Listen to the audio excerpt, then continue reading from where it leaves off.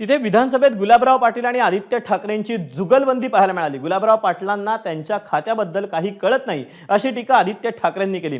मला खातं कळत नाही म्हणून तुमच्या वडिलांनी मला खातं दिलं होतं असं प्रत्युत्तर गुलाबराव पाटील यांनी यावेळी आदित्य ठाकरेंना दिलं। या ठिकाणी तपासणी केल्यानंतर ज्याप्रमाणे आता मागणी केली होती, नांदेडमध्ये सगळ्यात जास्त नमुने आढळून आले होते आपल्याच प्रश्नामध्ये आहे। तर तिथे आपण जवळपास 682 गावांमध्ये आरओचे प्लांट लावले। जिथे आपल्याला अशा माहिती आल्या त्या ठिकाणी आपण अध्यक्ष महोदय आरओचे प्लांट सुद्धा तिथे लावले। आदरणीय आमदार महोदयांनी विचारलंय, ज्या ठिकाणी अशी गरज असेल तिथे आपण आरओचे प्लांट ऑलरेडी देतोच। तुम्ही अशी जर माहिती दिली तर आपण तिथे आरओचे प्लांट देऊ। ठीक आहे, आदित्य ठाकरे बोला। देतो तुम्हाला अध्यक्ष महोदय, हे खरं तर विधिमंडळ आहे, कायदे मंडळ आहे। ही आधी पण आम्ही सांगितलं होतं की विरोधी पक्ष जरी असला तरी आम्ही सत्ताधारी पक्षाशी जिथे जिथे कायदे बनवायचे असतील, चांगले काही सूचना द्यायचे असतील,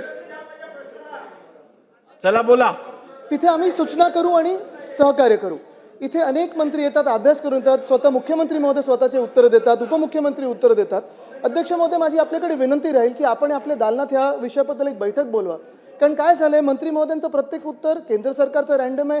ह्यांनी MIDC तर आपलं राज्य कृषीप्रधान राज्य आहे, इंडस्ट्रियलाइज राज्य आहे, आपण बोटं टाकून चालणार नाही।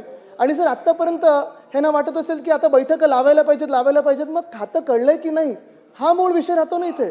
तर अध्यक्ष महोदय, माझी आपल्याकडे विनंती राहील की खात्याचा अभ्यास करून बघा, सत्ताधारी पक्षाचे पण अनेक प्रश्न आहेत आणि ते उत्तर देऊ शकत नाहीत सत्ताधारी पक्षाच्या आमदारांना। तर माझी आपल्याकडे विनंती राहील की हे उत्तर राखीव ठेवा, मंत्र्यांना सांगा अभ्यास करून उत्तर द्या।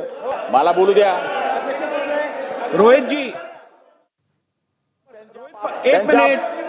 त्यांच्या बापाला मी कळला होता म्हणून त्यांनी मला खातं दिलं होतं, हे त्यांना माहित नाही अजून। बोला मंत्री महोदय, बोला। एबीपी माझा, उघडा डोळे बघा नीट।